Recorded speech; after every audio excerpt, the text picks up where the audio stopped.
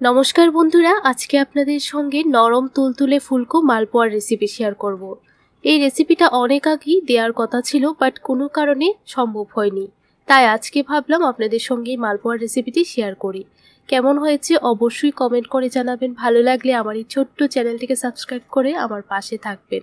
আপনাদের ভালোবাসা আর সাপোর্ট পেলে আমি অনেকটা দূর এগিয়ে যেতে পারবো। তাহলে চলুন কিভাবে তৈরি করেছি দেখে নেওয়া যাক। একটা বাটির মধ্যে 1 কাপ সুজি দিয়ে দিলাম। সেম কাপ মেপে 1 কাপ ময়দা দিয়ে দিচ্ছি। আমি যতটুকু সুজি নিয়েছি সেম কাপ মেপে ময়দা দিয়ে দিলাম, আর সেই কাপটা মেপেই আধা কাপ দিয়ে দিলাম চিনি। এখন ভালো করে শুকনো উপকরণগুলি মিশিয়ে নিয়েছি। এখন দিয়ে দিচ্ছি 1 কাপ দুধ, আর এখানে আমি নর্মাল রুম টেম্পারেচারে রাখা দুধ ব্যবহার করেছি। এখন একটা হ্যান্ড উইচ দিয়ে খুব ভালো করে মেখে নিচ্ছি। ভালো করে মেখে নেবেন, না হলে দলা দলা ভাব থেকে যাবে। দেখুন প্রায় 1 থেকে 2 মিনিট ভালো করে মেখে নিয়েছি, আর ডোটা ঠিক এই রকম রাখতে হবে। খুব বেশি পাতলাও না, আবার খুব বেশি ঘনও না।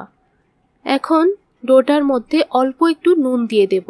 নুনটা অপশনাল, আপনাদের পছন্দ না হলে স্কিপ করে নিতে পারেন।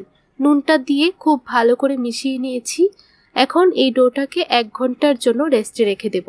তাহলে কি হবে, সুজিটা কিন্তু খুব ভালো করে ফুলে উঠবে। ততক্ষণে আমি চিনির শিরাটা তৈরি করে নিচ্ছি। 1 কাপ দিয়ে দিলাম চিনি, আর 2 কাপ দিয়ে দিচ্ছি জল। এখন চিনির শিরাটাকে 5 থেকে 7 মিনিট রান্না করে নেব, আর শিরাটা যেন একতার বিশিষ্ট না হয় সেদিকে লক্ষ্য রাখবেন। একটু চিটচিটে ভাব হলেই নামিয়ে নিতে হবে। দেখুন শিরাটা তৈরি হয়ে গেছে, এখন নামিয়ে নেব। অন্যদিকে সুজিটা খুব ভালো করে ফুলে গিয়েছে, আর কতটা ঘন হয়েছে সেটা আপনারা দেখেই বুঝতে পারছেন। এখন 4 থেকে 5 চামচের মতো একটু দুধ দিয়ে দেব। সুজিটা ফুলে যাবার কারণে ডোটা অনেকটাই ঘন হয়ে গেছে, তাই দুধটা দিলে আর একটু পাতলা হবে।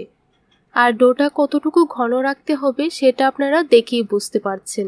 ঠিক এইভাবেই মালপোয়ার ডোটা তৈরি করবেন, দেখবেন সবগুলি মালপোয়া একদম বলের মতো ফুলে উঠবে। দেখুন দুধটা দিয়ে খুব ভালো করে মিশিয়ে নিয়েছি। এখন মালপোয়াগুলি তৈরি করে নেব। মালপোয়াগুলি তৈরি করার জন্য চুলার মধ্যে একটা কড়াই বসিয়ে দিলাম, আর পরিমাণ মতো দিয়ে দিলাম তেল। তেলটা খুব ভালো করে গরম করে নিয়েছি। এখন একটা চামচ দিয়ে ব্যাটারটা দিয়ে দিচ্ছি।